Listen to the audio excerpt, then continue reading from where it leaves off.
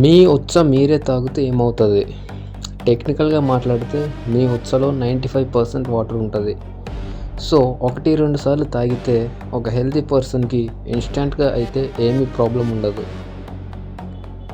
But ఒకవేళ water లేక మీరు రెగ్యులర్గా తాగితే మీరు గుర్తుంచుకోవాల్సిన విషయం ఏంటంటే, ఉత్స అనేది ఒక వేస్ట్ మెటీరియల్.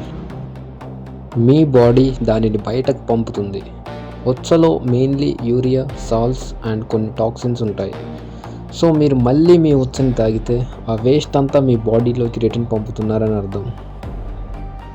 అండ్ ఆల్సో ఉత్సలో హై సాల్ట్ కాన్సన్ట్రేషన్ ఉంటుంది. సో మీ కిడ్నీస్కి దీన్ని ఫిల్టర్ చేయడానికి ఇంకా ఎక్కువ వాటర్ కావాలి. సో మీరు ఇంకా డిహైడ్రేట్ అవుతారు. మీరు కొన్నిసార్లు డిస్కవరీ ఛానల్లో మ్యాన్ వర్సెస్ వైల్డ్లో బేర్ గ్రిల్స్ మామ తన ఉత్స తానే తాగుతాడు. ఎందుకంటే ఆయన ఉన్న చోట్ల దగ్గర వాటర్ ఉండవు కాబట్టి. బట్ అది షార్ట్ టర్మ్ ఆప్షన్ మాత్రమే.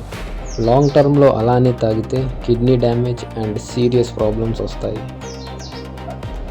సో అండ్ ఆల్సో యూరిన్ ఎప్పుడు బ్యాక్టీరియా ఫ్రీ ఉండదు.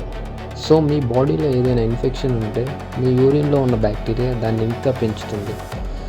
సో ఎప్పుడైనా వాటర్ దొరకకపోతే ఉత్స తాగటం వన్స్ ఆర్ ట్వైస్ బెటర్. కానీ అలాగే కంటిన్యూ చేస్తే పోతారు.